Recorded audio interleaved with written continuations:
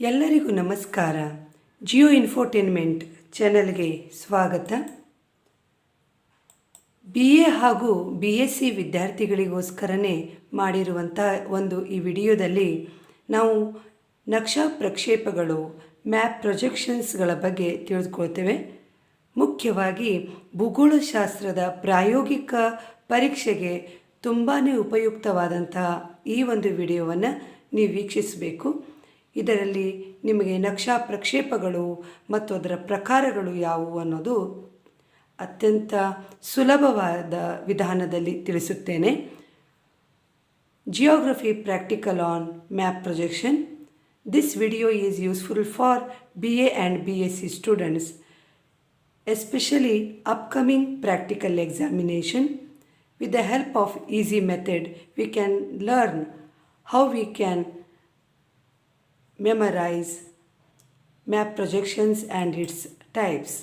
So map projections are very interesting method in geography practical. So let us see one by one. My dear students, don't miss it because it is highly important and also it useful for score more in the practical examination. And this video both in Kannada and English medium.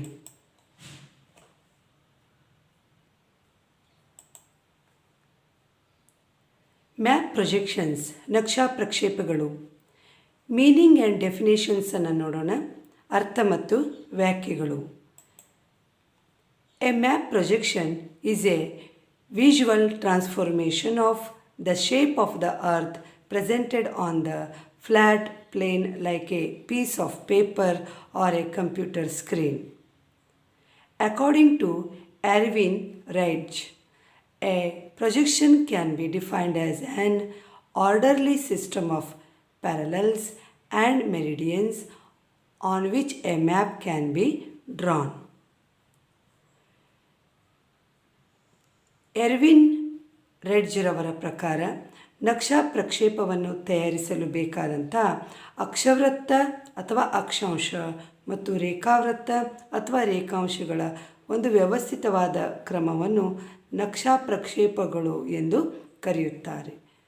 ಹಾಗಾದರೆ ಭೂಮಿಯ ಮೇಲೆ ನಾವು ಕಾಲ್ಪನಿಕವಾಗಿ ಕಾಣುವಂತಹ ಅಕ್ಷಾಂಶಗಳು 180 ಮತ್ತು ರೇಖಾಂಶಗಳು 360. ಇವುಗಳನ್ನು ಒಟ್ಟಾಗಿ ನಾವು ಭೂಮಿಯ ಮೇಲಿನ ಕಾಲ್ಪನಿಕ ರೇಖೆಗಳನ್ನು, ಅಕ್ಷಗಳನ್ನು ಸಮತಲ ಹಾಳೆಯ ಮೇಲೆ ಯಾವ ರೀತಿಯಾಗಿ ವ್ಯವಸ್ಥಿತವಾದ ಕ್ರಮದಿಂದ ಬಿಡಿಸುತ್ತೇವೆ ಅಥವಾ ಚಿತ್ರಿಸುತ್ತೇವೆ ಅನ್ನೋದನ್ನು ನಾವು ನಕ್ಷಾ ಪ್ರಕ್ಷೇಪದ ಮೂಲಕ ತಿಳಿದುಕೊಳ್ಳುತ್ತೇವೆ.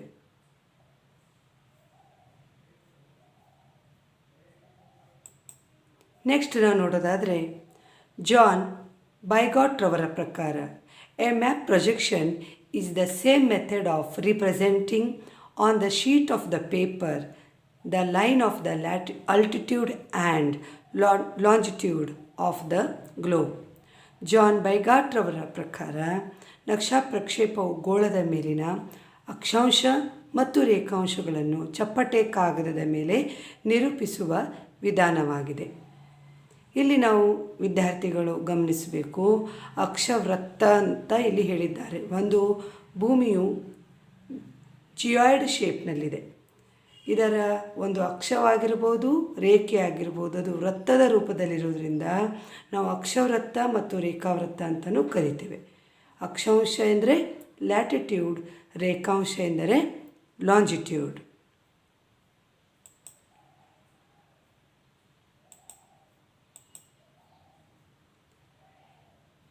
F.J. Monkhouse ರವರ ಪ್ರಕಾರ a map projection is the representation of the earth's parallels and meridians as a net or graticule on a plane surface. F.J. Monkhouse ರವರ ಪ್ರಕಾರ ನಕ್ಷಾ ಪ್ರಕ್ಷೇಪವು ಗೋಳದ ಅಕ್ಷವೃತ್ತ ಮತ್ತು ರೇಖಾವೃತ್ತಗಳನ್ನು ಚಪ್ಪಟೆ ಕಾಗದದ ಮೇಲೆ ನಿರೂಪಿಸುವ ವಿಧಾನವಾಗಿದೆ. ಅದೇ ರೀತಿಯಾಗಿ J.A. ಸ್ಟಿಯರ್ಸ್ ರವರ ಪ್ರಕಾರ a map projection is a means of representation the line of latitude and longitude of the globe on the flat sheet of paper. A J. Steers ರವರ ಪ್ರಕಾರ ನಕ್ಷಾ ಪ್ರಕ್ಷೇಪವು ಗೋಳದ ಮೇಲಿನ ಅಕ್ಷಾಂಶ ಮತ್ತು ರೇಖಾಂಶಗಳ ರೇಖೆಯನ್ನು ಚಪ್ಪಟೆ ಕಾಗದದ ಮೇಲೆ ನಿರೂಪಿಸುವ ವಿಧಾನವಾಗಿದೆ. ಈ ಎಲ್ಲ ವ್ಯಾಖ್ಯೆಗಳ ಒಂದು ಸಾರಾಂಶವೇನೆಂದರೆ, ಜಿಯಾಯ್ಡ್ ಶೇಪ್ನಲ್ಲಿರುವಂಥ ಈ ಒಂದು ಭೂಮಿ, ಈ ಭೂಮಿಯ ಮೇಲೆ ಇರುವಂತಹ ಒಂದು ಅಕ್ಷಾಂಶ ಮತ್ತು ರೇಖಾಂಶಗಳನ್ನು ನಾವು ಕ್ರಮಬದ್ಧವಾಗಿ ವಿವಿಧ ವಿಧಾನಗಳ ಮೂಲಕ ಬಿಡಿಸುವಂಥ ಒಂದು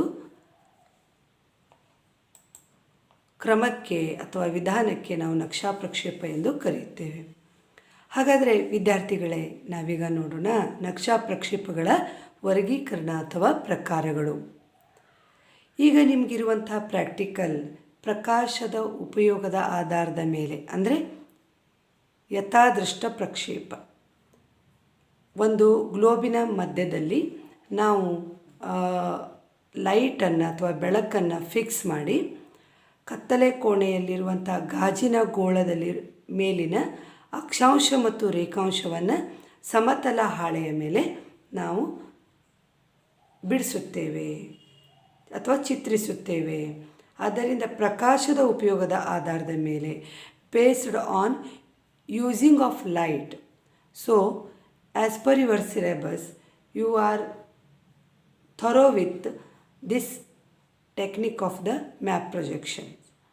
Especially we are using one globe, that is glass globe, with the help of light which is fixed into the globe, and on the globe there is a latitude and longitude. Those are drawn on the plain paper. So this technique is called as a map projection, and as per your syllabus, based on using of light is very very important. Apart from that, what are other types of the projections? So next is based on construction. ಎರಡನೇ ವಿಧಾನ ರಚನಾ ವಿಧಾನದ ಆಧಾರದ ಮೇಲೆ. ಅದೇ ರೀತಿ ಮೂರನೇ ಒಂದು ವಿಧಾನ ಬೇಸ್ಡ್ ಆನ್ ಮೆರಿಟ್ಸ್, ಗುಣದ ಆಧಾರದ ಮೇಲೆ. ಹಾಗಾದರೆ ನಾಳೆ ನಮಗೆ ವೈವಾ ಕ್ವಶನ್ದಲ್ಲಿ ಅವರು ಕೇಳ್ತಾರೆ, what are the types of the projections? There are 3 types of the projections. First one is based on using of light. Second is based on construction. Third is based on merits. ಕನ್ನಡದಲ್ಲಿ ಹೇಳೋದಾದರೆ ನಕ್ಷಾ ಪ್ರಕ್ಷೇಪಗಳಲ್ಲಿ 3 ಪ್ರಕಾರಗಳು. ಮೊದಲನೇದು ಪ್ರಕಾಶದ ಉಪಯೋಗದ ಆಧಾರದ ಮೇಲೆ ಪ್ರಕ್ಷೇಪ, ಎರಡನೇದು ರಚನಾ ವಿಧಾನದ ಆಧಾರದ ಮೇಲಿನ ಪ್ರಕ್ಷೇಪ ಮತ್ತು ಗುಣದ ಆಧಾರದ ಮೇಲಿನ ಪ್ರಕ್ಷೇಪ. ಹಾಗಾದರೆ ಇಲ್ಲಿ ನಾವು ಗಮನಿಸಬೇಕು, ಇದ್ರ ಬಗ್ಗೆ ನಾನು ನಿಮಗೆ ಇನ್ನಷ್ಟು ಡಿಟೇಲ್ ಆಗಿ ಮುಂದಿನ ವಿಡಿಯೋದಲ್ಲಿ ಹೇಳ್ತೀನಿ. ಇಲ್ಲಿ ಯಾವ ರೀತಿಯಾಗಿ ಬೇರೆ ಬೇರೆ ವಿಧದಲ್ಲಿ ಸಮತಲ ಹಾಳೆಯನ್ನು ಗ್ಲೋಬಿನ ಸುತ್ತಲೂ ವಿವಿಧ ಆಕಾರದಲ್ಲಿ ಇಟ್ಟು ಒಂದು ಸಮತಲ ಹಾಳೆಯ ಮೇಲೆ ಈ ಥರದ ವಿವಿಧ ಪ್ರಕ್ಷೇಪವನ್ನು ರಚಿಸಲಾಗುತ್ತೆ ಅನ್ನೋದನ್ನು ನಾವು ನೆಕ್ಸ್ಟ್ ವಿಡಿಯೋದಲ್ಲಿ ನೋಡೋಣ. ಹಾಗಾದರೆ ನಿಮಗೆ ವೈವಾ ಕ್ವಶನ್ದಲ್ಲಿ ನಿಮಗೆ ಕೇಳುವಂಥ ಒಂದು ಪ್ರಶ್ನೆ, ಪ್ರಕಾಶದ ಉಪಯೋಗದ ಆಧಾರದ ಮೇಲೆ ಪ್ರಕ್ಷೇಪಗಳ ವರ್ಗೀಕರಣ ಅನ್ನೋದೇ ಆದರೆ 2 ವಿಧ ಇದೆ. ಒಂದು ಯಥಾದೃಷ್ಟ ಪ್ರಕ್ಷೇಪ, ಇನ್ನೊಂದು ಆಯತಾದೃಷ್ಟ ಪ್ರಕ್ಷೇಪ. ಈಗ ಯಥಾದೃಷ್ಟ ಪ್ರಕ್ಷೇಪ ಅಂದರೆ ಇದ್ದಿದ್ದನ್ನು ಇದ್ದ ಹಾಗೇ ಬಿಡಿಸುವಂಥದ್ದು. ಅಂದರೆ ಇಲ್ಲಿ ಗ್ಲೋಬಿನ ಮೇಲಿರುವಂಥ ಅಕ್ಷಾಂಶ ಮತ್ತು ರೇಖಾಂಶವನ್ನು ಇದ್ದಂತೆಯೇ ಬಿಡಿಸುವಂಥ ಒಂದು ವಿಧಾನ. ಇಲ್ಲಿ ನಾವು ಹೆಚ್ಚು ರೇಖಾಗಣಿತೀಯ ವಿಷಯಗಳ ಬಗ್ಗೆ ಹೆಚ್ಚು ನಾವು ಗಮನವನ್ನು ಕೊಡಬೇಕಾಗ್ತದೆ. ಆದರೆ ಆಯತಾದೃಷ್ಟ ಪ್ರಕ್ಷೇಪ ಇದು ನಾನ್ ಪರ್ಸ್ಪೆಕ್ಟಿವ್ ಪ್ರೊಜೆಕ್ಷನ್ ಅಂತ ಕರಿತೇವೆ. ಹಾಗಾದರೆ ಇಲ್ಲಿ ನಾವು ಗಣಿತ ಮತ್ತು ರೇಖಾಗಣಿತ ಒಟ್ಟಾಗಿ ಕೆಲವು ಸೂತ್ರಗಳ ಆಧಾರದ ಮೇಲೆ ಈ ಪ್ರಕ್ಷೇಪವನ್ನು ತಯಾರಿಸ್ತೇವೆ. ಅದನ್ನು ನಾವು ಆಯತಾದೃಷ್ಟ ಪ್ರಕ್ಷೇಪ ಎಂದು ಕರೆಯುತ್ತೇವೆ. ಹಾಗಾದರೆ ಇದರ ಡೀಟೇಲ್ಸನ್ನು ನಾವೀಗ ನೋಡೋದಾದರೆ, ಯಥಾದೃಷ್ಟ ಪ್ರಕ್ಷೇಪ. ಯಥಾದೃಷ್ಟ ಪ್ರಕ್ಷೇಪಕ್ಕೆ ಪರ್ಸ್ಪೆಕ್ಟಿವ್ ಪ್ರೊಜೆಕ್ಷನ್ ಎಂದು ಕರೆಯುತ್ತಾರೆ. ಇಲ್ಲಿ ಪ್ರಕಾಶದ ಸಹಾಯದಿಂದ ರಚಿಸಲಾದ ನಕ್ಷಾ ಪ್ರಕ್ಷೇಪವಿದ್ದು ಅದಕ್ಕೆ ಇನ್ನೊಂದು ಹೆಸರು ಜ್ಯಾಮಿತೀಯ ಪ್ರಕ್ಷೇಪ, ಜಿಯೋಮೆಟ್ರಿಕಲ್ ಪ್ರೊಜೆಕ್ಷನ್. ಇಲ್ಲಿ ಮುಖ್ಯವಾಗಿ ವಿದ್ಯಾರ್ಥಿಗಳೇ ನಾವು ನೋಡ್ತೇವೆ, ಅಕ್ಷಾಂಶ ಮತ್ತು ರೇಖಾಂಶವನ್ನು ಒಂದು ನಿಶ್ಚಿತ ಬಿಂದುವಿನ ಮೇಲೆ ಪ್ರಕಾಶ ಹಾಯಿಸುವಂತೆ ಅಥವಾ ಬೀಳಿಸುವಂತೆ ಮಾಡಿ ಆ ಛಾಯೆಯ ಮೂಲಕ ಒಂದು ಸಮತಲ ಮೇಲ್ಮೈ ಮೇಲೆ ನಾವು ಸ್ಥಳಾಂತರಿಸ್ತೇವೆ. In this perspective projection we are fixing a light in particular point. On the basis of that, we are shifting the latitude and longitude on the plane surface or a plane paper.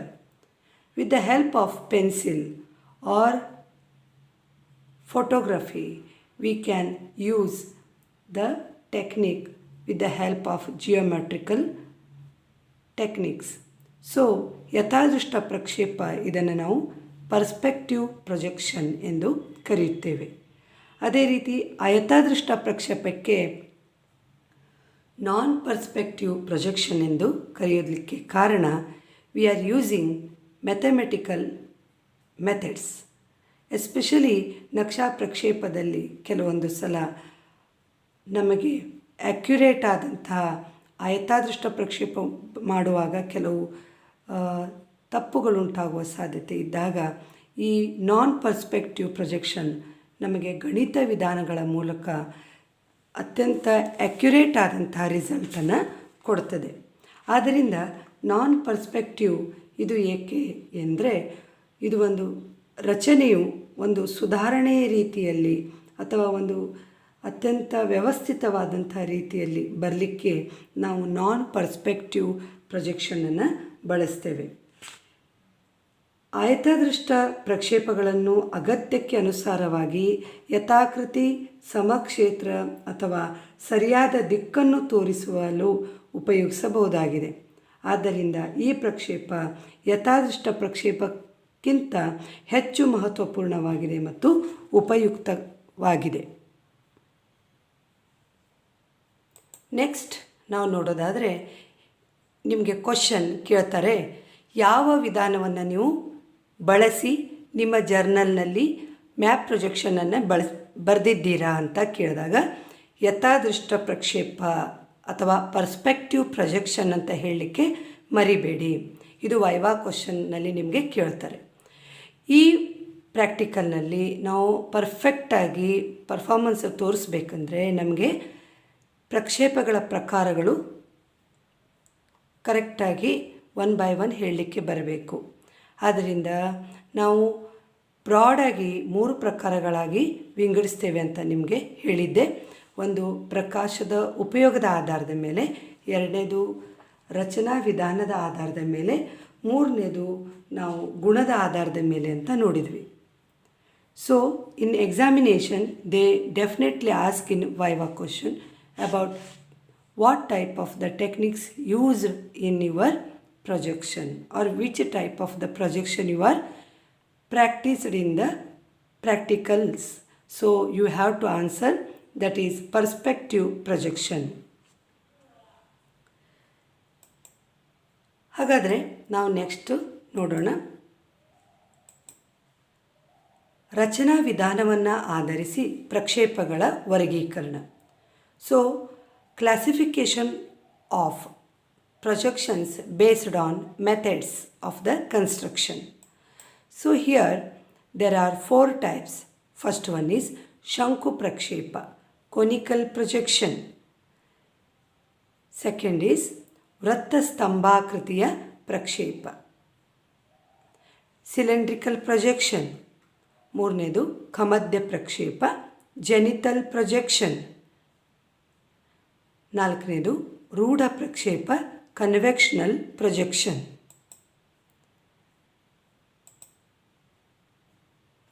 ಗುಣದ ಆಧಾರದ ಮೇಲೆ ನಾವು ಪ್ರಕ್ಷೇಪಗಳ ವರ್ಗೀಕರಣವನ್ನು ನೋಡಿದಾದರೆ types of projection on the basis of characteristics, ಅವುಗಳನ್ನು one by one ನೋಡೋದಾದರೆ ಯಥಾಕೃತಿ ಪ್ರಕ್ಷೇಪ, ಆರ್ಥೋಮಾರ್ಫಿಕ್ ಪ್ರೊಜೆಕ್ಷನ್. ಎರಡನೇದು ಸಮಕ್ಷೇತ್ರ ಪ್ರಕ್ಷೇಪ, equal area or homolographic projection. First one is ಯಥಾಕೃತಿ ಪ್ರಕ್ಷೇಪ, ಆರ್ಥೋಮಾರ್ಫಿಕ್ ಪ್ರೊಜೆಕ್ಷನ್. ಎರಡನೇದು ಸಮಕ್ಷೇತ್ರ ಪ್ರಕ್ಷೇಪ, equal area or homolographic projection. ಅದೇ ರೀತಿ ಮೂರನೇದು ಯಾವುದು ಅಂದ್ರೆ ದಿಗಂತ ಪ್ರಕ್ಷೇಪ, ಅಜಿಮುಥಲ್ ಪ್ರೊಜೆಕ್ಷನ್. ಇದ್ರ ಬಗ್ಗೆ ನಾವು ಡೀಟೇಲ್ ಆಗಿ ಮುಂದಿನ ಕ್ಲಾಸ್ನಲ್ಲಿ ಒನ್ ಬೈ ಒನ್ ನೋಡೋಣ. ನೆಕ್ಸ್ಟ್ ನಾವು ನೋಡಬೇಕಾಗಿರುವಂಥ ಪ್ರೊಜೆಕ್ಷನ್ ಯಾವುದು ಅಂದರೆ ಪೋಲಾರ್ ಜೆನಿಟಲ್ ಪ್ರೊಜೆಕ್ಷನ್. ಇದು ತುಂಬಾ ಇಂಟ್ರೆಸ್ಟಿಂಗ್ ಆದಂಥ ಪ್ರೊಜೆಕ್ಷನ್. ಯಾಕೆಂದರೆ ಇದ್ರ ಮೇಲೆ ನಿಮಗೆ 22 ಪ್ರೊಜೆಕ್ಷನ್ ನೀವು ಕಡ್ಡಾಯವಾಗಿ ಬಿಡಿಸಬೇಕಾಗ್ತದೆ. Polar ಜೆನಿಟಲ್ projection. ನಿಮಗೆ ಪ್ರಶ್ನೆ ಕೇಳ್ಬೋದು, ಇದು ಯಾತಕ್ಕೆ ಯಾವ ಭೂಮಿಯ ಮೇಲಿನ ಪ್ರದೇಶವನ್ನು ನಿರೂಪಿಸಲು ಅಥವಾ ಬಿಡಿಸಲು ಬಳಸಲಾಗ್ತದೆ ಅಂದರೆ ಪೋಲಾರ್ ಅಂದರೆ ನಿಮ್ಗೆ ಗೊತ್ತಿದೆ, ಧ್ರುವೀಯ ಪ್ರಕ್ಷೇಪಗಳು. ಈಗ ಈ ಪೋಲಾರ್ ಅನ್ನೋದನ್ನು ನಾವು ತಿಳ್ಕೊಬೇಕಂದ್ರೆ ನಿಮ್ಗೆ ಗೊತ್ತಿದೆ, ಉತ್ತರ ಧ್ರುವ ಮತ್ತು ದಕ್ಷಿಣ ಧ್ರುವ, ಎರಡು ಧ್ರುವ ಪ್ರದೇಶದಲ್ಲಿ ಇರ್ತಕ್ಕಂಥ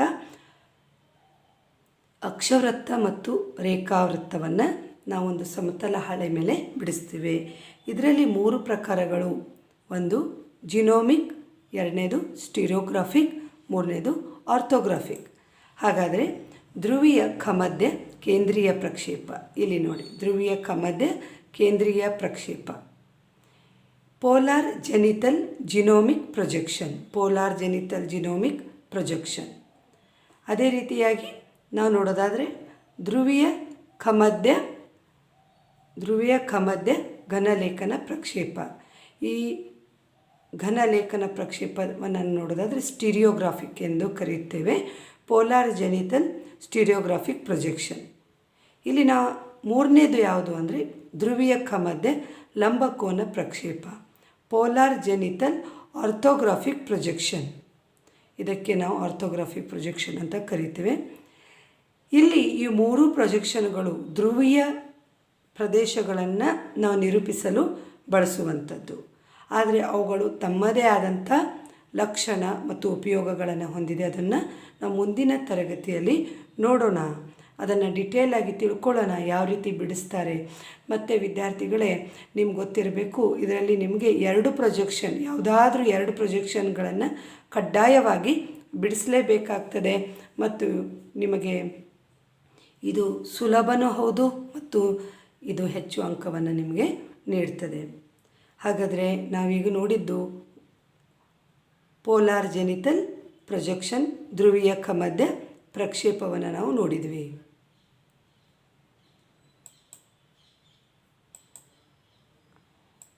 ಈಗ ಸಿಲಿಂಡ್ರಿಕಲ್ ಪ್ರೊಜೆಕ್ಷನ್ ಅಂತ ಬರುತ್ತೆ.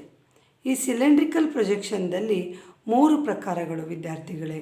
ಒಂದು simple cylindrical or equidistance projection, ಅಂದರೆ ಸರಳ ಅಥವಾ ವೃತ್ತ ಸ್ತಂಭಾಕೃತಿಯ ಸಮ ಅಂತರ ಪ್ರಕ್ಷೇಪ, ಸರಳ ವೃತ್ತ ಸ್ತಂಭಾಕೃತಿ ಪ್ರಕ್ಷೇಪ ಎಂದು ಕರೆಯುತ್ತಾರೆ ಅಥವಾ ಸಮ ಅಂತರ ಪ್ರಕ್ಷೇಪ ಎಂದು ಕರೆಯುತ್ತಾರೆ. Simple cylindrical or equidistance projection.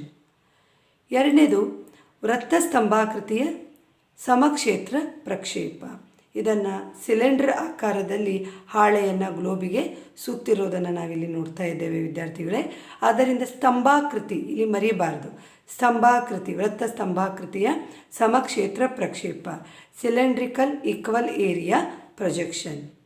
ಮೂರನೇದು ಶ್ರೇಷ್ಠ ನಕ್ಷಾಕಾರ ಕೊಟ್ಟಿರುವಂಥ ಒಂದು ಪ್ರಕ್ಷೇಪ, ಅವರ ಹೆಸರನ್ನು ಇಲ್ಲಿ ಕೊಡಲಾಗಿದೆ, ಮರ್ಕೇಟರ್ಸ್ ಪ್ರೊಜೆಕ್ಷನ್. ಹಾಗಾದರೆ ನಾವು ಹಿಂದಿನ ಒಂದು 3 ಪ್ರಕಾರಗಳಲ್ಲಿ ನೋಡೋದಾದರೆ ಪೋಲಾರ್ ಜೆನಿಟಲ್, ಪೋಲಾರ್ ಸ್ಟಿರಿಯೋಗ್ರಾಫಿಕ್ ಮತ್ತು ಪೋಲಾರ್ ಆರ್ಥೋಗ್ರಾಫಿಕ್. ಇದು ಪೋಲಾರ್ ಜೆನಿಟಲ್ ಪ್ರೊಜೆಕ್ಷನ್ಗೆ 3 ವಿಧ. ಈಗ ನಾವು ನೋಡ್ತಾ ಇರೋದು ಸಿಲಿಂಡ್ರಿಕಲ್ ಪ್ರೊಜೆಕ್ಷನ್. ಇಲ್ಲಿ ಸರಳ ವೃತ್ತ, ಸ್ತಂಭಾಕೃತಿ ಪ್ರಕ್ಷೇಪ ಅಥವಾ ಸರಳ ವೃತ್ತ, ಸಮಾಂತರ ಪ್ರಕ್ಷೇಪ, ಸಿಂಪಲ್ ಸಿಲಿಂಡ್ರಿಕಲ್ ಆರ್ ಇಕ್ವಿಡಿಸ್ಟೆನ್ಸ್ ಪ್ರೊಜೆಕ್ಷನ್.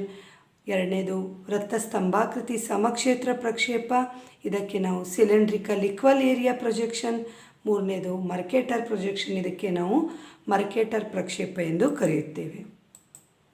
ಹಾಗಾದರೆ ಕೊನೆಯದಾಗಿ ನಾವು ನೋಡುವಂಥ ಒಂದು ಪ್ರಕ್ಷೇಪದ ವಿಧಗಳು, ಪ್ರಕಾಶದ ಉಪಯೋಗದ ಆಧಾರದ ಮೇಲೆ ನಾವು 3ನೇ ಪ್ರಕಾರವನ್ನು ನೋಡ್ತೀವಿ. 1ನೇದು ನಾವು ನೋಡಿದ್ವಿ, ಧ್ರುವೀಯ ಕಮಧ್ಯ ಪ್ರಕ್ಷೇಪಗಳನ್ನು ನೋಡಿದ್ವಿ, ಅದಕ್ಕೆ ಪೋಲಾರ್ ಜೆನಿಟಲ್ ಪ್ರೊಜೆಕ್ಷನ್ ಅಂತೀವಿ. 2ನೇದು ಸಿಲಿಂಡ್ರಿಕಲ್ ಅಂದರೆ ಸಿಲಿಂಡರ್ ಆಕಾರದಲ್ಲಿರುವಂಥ ಪ್ರಕ್ಷೇಪವನ್ನು ನೋಡಿದ್ವಿ. ಈಗ ನಾವು ನೋಡ್ತಾ ಇರೋದು ಯಾವುದು ಅಂದರೆ ಕೊನಿಕಲ್ ಪ್ರೊಜೆಕ್ಷನ್. ಕೊನಿಕಲ್ ಪ್ರೊಜೆಕ್ಷನ್, ಇದಕ್ಕೆ ನಾವು ಶಂಕು ಪ್ರಕ್ಷೇಪ ಎಂದು ಕರೆಯುತ್ತೇವೆ. ಹೆಸರೇ ಸೂಚಿಸುವಂತೆ ಹಾಳೆಯನ್ನು ಶಂಕುವಿನ ಆಕೃತಿಯಲ್ಲಿ ಮಡಿಚಿ ನಾವು ಅಕ್ಷವೃತ್ತ, ರೇಖಾವೃತ್ತವನ್ನು ಸಮತಲ ಹಾಳೆ ಮೇಲೆ ಬಿಡಿಸುತ್ತೇವೆ ವಿದ್ಯಾರ್ಥಿಗಳೇ. ಇದರಲ್ಲಿ 3 ಪ್ರಕಾರಗಳು. ಇದು ಹೆಸರು ಉದ್ದ ಇರ್ಬೋದು, ಆದರೆ ನೆನಪಿಟ್ಕೊಳ್ಳಿಕ್ಕೆ ತುಂಬ ಈಸಿ. ಇಲ್ಲಿ ನೋಡಿ, 1 ಪ್ರಧಾನ, ಇಲ್ಲಿ 2ನೇದು 2 ಪ್ರಧಾನ. 1 ಪ್ರಧಾನ ಅಕ್ಷವೃತ್ತವುಳ್ಳ ಸರಳ ಶಂಕು ಪ್ರಕ್ಷೇಪ, conical projection with 1 standard parallel. 2ನೇದಾಗಿ conical projection with 2 standard parallel. ಇಲ್ಲಿ ನೋಡಿ ವಿದ್ಯಾರ್ಥಿಗಳೇ, 2 ಸ್ಟ್ಯಾಂಡರ್ಡ್ ಪ್ಯಾರಲಲ್ಲನ್ನು ಇಲ್ಲಿ ಬಳಸಿದ್ದಾರೆ. ಇದನ್ನು ಡಿಟೇಲ್ ಆಗಿ ನಾವು 1 by 1 ಮುಂದಿನ ವಿಡಿಯೋದಲ್ಲಿ ನಾವು ನೋಡುವ. 3ನೇ ವಿಧ ಬೋನ್ಸ್ ಪ್ರಕ್ಷೇಪ. ಹಾಗಾದರೆ ಶಂಕು ಪ್ರಕ್ಷೇಪದಲ್ಲಿ 3 ಪ್ರಕಾರಗಳು. ಬೋನ್ಸ್ ರವರ ಪ್ರಕ್ಷೇಪವನ್ನು ನಾವು ಬೋನ್ಸ್ ಪ್ರೊಜೆಕ್ಷನ್ ಅಂತ ಕರಿತೇವೆ. ಹಾಗಾದರೆ 3 ಪ್ರಕ್ಷೇಪಗಳು ಇದೆ ಅಂತ ನಮಗೆ ತಿಳಿದು ಬಂತು.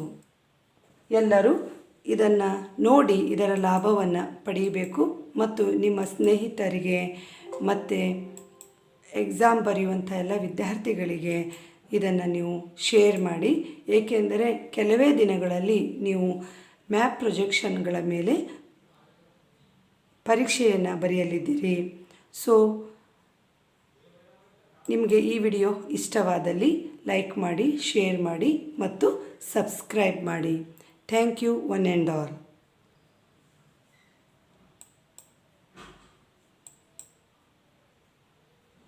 ಸ್ನೇಹಿತರಿಗೆ ಮತ್ತು ಎಕ್ಸಾಮ್ ಬರೆಯುವಂಥ ಎಲ್ಲ ವಿದ್ಯಾರ್ಥಿಗಳಿಗೆ ಇದನ್ನು ನೀವು ಶೇರ್ ಮಾಡಿ. ಏಕೆಂದರೆ ಕೆಲವೇ ದಿನಗಳಲ್ಲಿ ನೀವು ಮ್ಯಾಪ್ ಪ್ರೊಜೆಕ್ಷನ್ಗಳ ಮೇಲೆ ಪರೀಕ್ಷೆಯನ್ನು ಬರೆಯಲಿದ್ದೀರಿ. ಸೊ ನಿಮಗೆ ಈ ವಿಡಿಯೋ ಇಷ್ಟವಾದಲ್ಲಿ ಲೈಕ್ ಮಾಡಿ, ಶೇರ್ ಮಾಡಿ ಮತ್ತು ಸಬ್ಸ್ಕ್ರೈಬ್ ಮಾಡಿ. Thank you one and all.